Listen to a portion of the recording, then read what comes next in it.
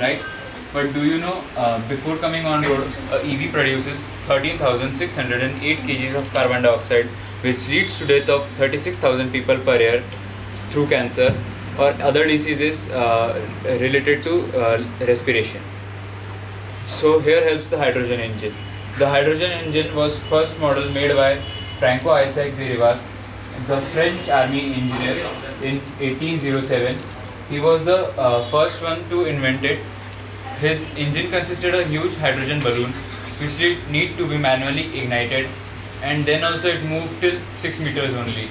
So as it was impractical, he scrapped it, and in 1860, Etienne Lanier, British army engineer, he made first car working on hydrolysis, and as we all know, hydrolysis requires electricity, and that time electricity was basically found from fossil fuels like coal and petroleum. From coal and petroleum, and then diesel engine and petrol engine were found, and further development of diesel and petrol engine were made.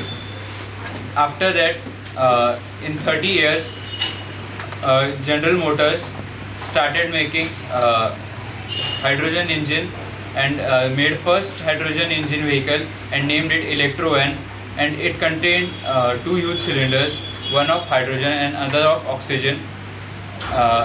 During the testing of it, it took a huge blast, and the pieces of it went till half a mile away.